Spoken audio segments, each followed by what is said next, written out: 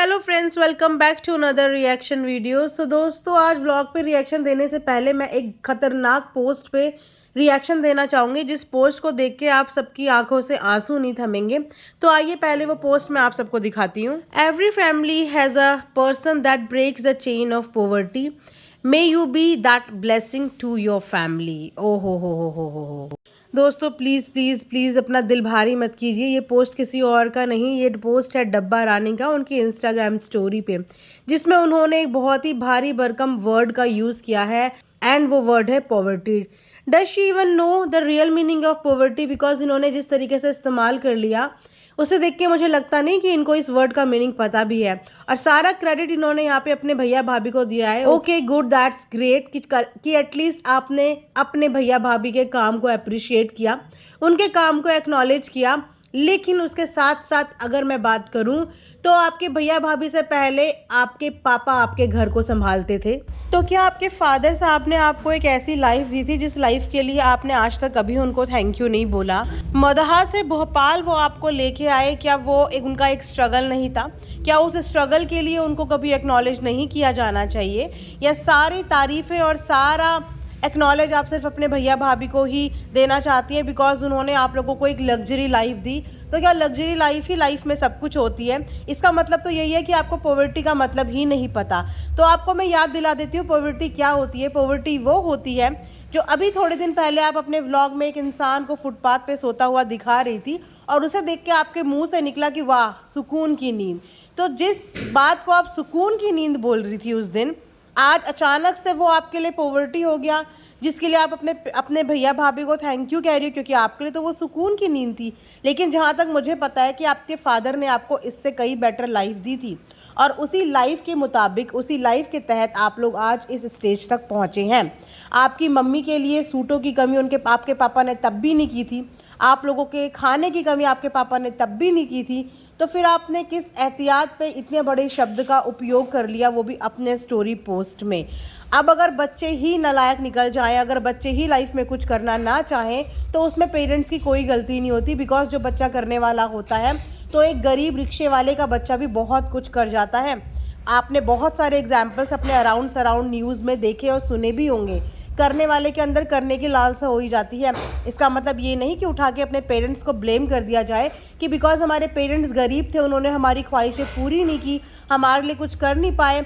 This is the reason कि हम इतने इंट्रोवर्ट रह गए, दैट इज़ द रीज़न कि हम लाइफ में कुछ कर नहीं पाए। जब आपकी हाइट कम हो तो आप इस चीज़ का भी ब्लेम लगा दो कि मैंने बचपन में हॉर्लिक्स नहीं पिया तो मेरी हाइट कम रह गई। आज भी दुनिया में ऐसी बहुत सारी फैमिलीज़ हैं, बहुत सारे लोग हैं जिनके बच्चों को हॉर्लिक्स या बॉर्नविटा नसीब नहीं होता, लेकिन वो इस बात का डंका नहीं बजाते। यहाँ तक कि कभी आपके भाई के मुंह से भी हमने ये सब बातें नहीं सुनी, जो सारी बातें डब्बा के मुंह से सुनी है। मोटे हो गए तो हमें चावल खिला दिए फनी ने, छोटे हो गए हाइट में तो बॉर्नविटा नहीं मिला, सब्जियों के नाम नहीं पता तो ये प्रिटेंड करने की कोशिश कि हमने ज़िंदगी में ये चीज़ें देखी ही नहीं, इसीलिए हमें इन चीज़ों के बारे में पता ही नहीं है। तो जब इन चीज़ों के बारे में आपको पता ही नहीं हो, जब ज़िंदगी ने आपको इतनी सब चीज़ें देती, तब कौन सा आपने बहुत सारी नॉलेज गेन कर ली? क्या नॉलेज आपने गेन करी? अब तो आपको 3-4 साल हो गए हैं यूट्यूब में अच्छा खासा सेटल हुए हुए, आपके भाई को इंडस्ट्री में सेटल हुए हुए बहुत टाइम हो गया। तो इतने टाइम में आपने कौन सी नॉलेज गेन कर ली कि आज तक आपने वेजिटेबल्स के नाम तक याद नहीं किए? आज तक आप वेजिटेबल्स के नाम को लेके कंफ्यूज हो जाती हैं। आपको ये नहीं पता कि ड्राई फ्रूट्स के हिंदी में नाम क्या है, इंग्लिश में नाम क्या है, आप उन्हें देख के कंफ्यूज हो जाती हैं। चलो वो वक्त तो आपने अपने पापा को ब्लेम कर दिया कि आपके पापा के पास इतना पैसा नहीं था, आप लोगों को अच्छी एजुकेशन दिलाए, ये करे वो करे। आज आपके पास है तो आपने आज कौन सी शिक्षा ले ली और क्या सीख लिया? बिकॉज ना, सीखने की कोई भी उम्र नहीं होती, सीखने वाला बंदा हर उम्र में सीख सकता है। आप इंस्टाग्राम पे एक्टिव हो ना, तो इंस्टाग्राम पे आप इतने लोगों को देखना जिनकी एज 50+ है, लेकिन अगर उनके अंदर टैलेंट है, उनके अंदर करने की कोई क्षमता है, तो वो आज भी इंस्टाग्राम पे बहुत ही अच्छी इन्फ्लुएंसिंग करते हैं। मैंने ऐसे बहुत से ओल्ड लोग देखे हैं जो इंस्टाग्राम में 50+ होने के बावजूद एक बहुत ही अच्छी वेट लॉस जर्नी कर रहे हैं, 75 डेज़ हार्ड चैलेंज कर रहे हैं। तो उनको आप क्या बोलोगी? उनके अंदर सीखने की क्षमता है जो आपके अंदर नहीं है। लेकिन आपके अंदर बस यही है, भैया भाभी ने ये दिला दिया, भैया भाभी ने वो दिला दिया। अगर उन्होंने कोई चीज़ दिलाई बहुत अच्छी बात है, तो उन चीज़ों का उपयोग आपने क्या किया? कुछ भी नहीं किया। और जिस इंसान ने ऐसी ठोकरें देखी होती है ना, बचपन में ऐसी लाइफ देखी होती है कि वो चीज़ों के लिए तरसता है, उस इंसान को पैसे की भी कद्र होती है और इंसानों की भी कद्र होती है। लेकिन आप तो शायद वो दिन भूल गए हो, लेकिन हाँ, स्टोरी पोस्ट करने के लिए आपको सारे कैप्शंस और सारे थॉट्स याद आ जाते हैं, लेकिन रियल लाइफ में उन चीज़ों को एप्लीकेबल करने के लिए आप सब कुछ भूल जाते हो। आप ये भूल गए कि फिजूल खर्ची नहीं करनी चाहिए, क्योंकि आप एक ऐसे परिवार से आए थे जहाँ पे आपने इतना स्ट्रगल देखा। आपके अकॉर्डिंग पॉवर्टी चेन जो आपके भैया भाभी ने ब्रेक करी है, उसके बावजूद फिजूल खर्ची में आपका हाथ अभी भी खुला हुआ है, अटम सटम खाने में आपका हाथ अभी भी खुला हुआ है, कपड़ों की बेकदरी करने में आपका हाथ अभी भी खुला हुआ है। तो मुझे नहीं लगता, लाइफ ने आपको दे तो बहुत कुछ दिया, लेकिन उस चीज़ को संभालना कैसे है, उस चीज़ की नॉलेज आपको अभी तक नहीं मिली। इट्स नथिंग लाइक कि मुझे ये चीज़ अच्छी नहीं लगी कि इन्होंने अपने भैया भाभी को अप्रिशिएट किया, एक्नॉलेज किया, बट मुझे ये चीज़ बुरी लगी कि कभी भी इन्होंने अपने पेरेंट्स को एक्नॉलेज नहीं किया, मतलब अपने फादर को एक्नॉलेज नहीं किया। आज इनके फादर एक बीमारी से जूझ रहे हैं, लेकिन इससे पहले इनके फादर ने इनकी हर ख्वाहिशें पूरी करने की पूरी कोशिश की है। एक ऐसी जगह से आने के बावजूद, जो एक गांव देहात वाली जगह है, वहाँ से अपने बच्चों को भोपाल जैसी सिटी में लेके आना, अपने बच्चों को सारी मिठाइयाँ खिलाना, ये लोग खुद ही तो दिखाते हैं। पापा ऑफिस से आते थे तो ये मिठाई लेके आते थे, वो मिठाई लेके आते थे, तो उन सब लाइफ को ये लोग भूल कैसे जाते हैं। मतलब जहाँ से आपकी बुनियाद पड़ी है, आपकी ज़िंदगी की जहाँ से शुरुआत हुई है, वेदर वो लाइफ आपकी कितनी भी स्ट्रगल से भरी हुई हो, लेकिन आप बीज वहीं से उपजे हो, तो अपने उस जगह को आप कैसे भूल सकते हो। भाई मिलना, भाभी मिलना, ये आपका बाद का सफ़र है, ये आपका बाद का सफ़र है, ये आपकी किस्मत है, उसके लिए थैंक यू होना वो भी अच्छी बात है। लेकिन हमेशा हर बार आप अपने पापा को भूल जाते हो। जब देखो भैया भाभी, क्योंकि भैया भाभी बहुत सोने चांदी दिला देते हैं, भैया भाभी ने बहुत ज़्यादा अच्छे धूमधाम से शादी कर ली, लेकिन उसके बावजूद तो भैया भाभी को आपने एक्नॉलेज करते हो अपनी कन्वीनियंस के हिसाब से। पता नहीं अब इस पोस्ट के पीछे भी क्या रीज़न है, कुछ तो रीज़न होगा, वरना इतने बड़े बड़े स्टेटमेंट्स तो अब बहुत महीने बाद आपके पोस्ट पे देखने को मिले हैं।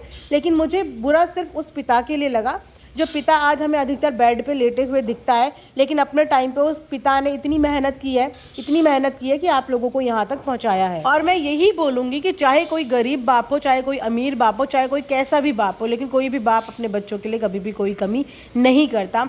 एक गरीब बाप भी अपने बच्चे के लिए वो सब चीज़ें करने की कोशिश करता है। भूखा कोई अपने बच्चे को नहीं मारता, चाहे वो अपने बच्चे के लिए कुछ भी काम करे, लेकिन भूखा कोई भी नहीं मारता। तो किसी बच्चे को कोई हक नहीं बनता कि वो अपने पापा की मेहनत को भुला दे और उन दिनों को याद करे एक ऐसी मायूसी के साथ कि हमने बहुत बुरे दिन देखे थे। हर बुरा दिन ही इंसान को आगे स्ट्रांग बनाता है, तो बुरा वक्त आना भी लाइफ में ज़रूरी होता है, क्योंकि वो आपको आगे के लिए प्रिपेयर करता है। आज आप अमीर बन गए, यू नेवर नो कि कब आप अमीर से वापस से मिडिल क्लास हो जाओ और कब वापस से गरीब हो जाओ। हमने ऐसे भी लोग देखे हैं जिनको बहुत अच्छा नेम फेम मिला, उसके बाद तुरंत उन्हें नीचे भी वो लोग उतर गए।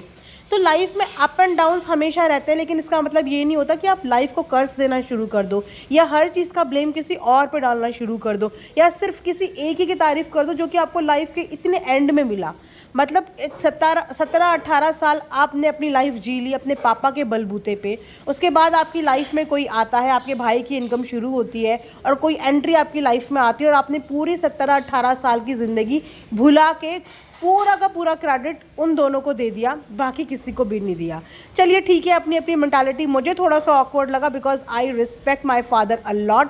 मैं कभी नहीं भूल सकती कि मेरे फादर ने मेरे लिए क्या किया है, और मैं यही सबसे बोलूँगी आप सबको भी कभी नहीं भूलना चाहिए कि आपके मदर एंड फादर ने आपके लिए क्या किया है। नो मैटर उन्होंने आपको थोड़ा दिया या ज़्यादा दिया, द मैटर इज़ कि उन्होंने आपको देने के लिए मेहनत की, और उनकी मेहनत हमेशा अप्रिशिएट करनी चाहिए, आखिरी सांस तक अप्रिशिएट करनी चाहिए। उनकी जगह कोई भी नहीं ले सकता, वही हमें इस दुनिया में लाए और उन्होंने ही हमें 18, 19, 20 साल तक बड़ा किया। उसके बाद हमारी किस्मत में कौन आया और उसने हमें कैसी लाइफ दी, लेकिन इस लाइफ की शुरुआत हमारे माता पिता से ही होती है, तो उन्हें कभी भी लाइफ में भूलना नहीं चाहिए। So thanks for watching earth mom Dehradun.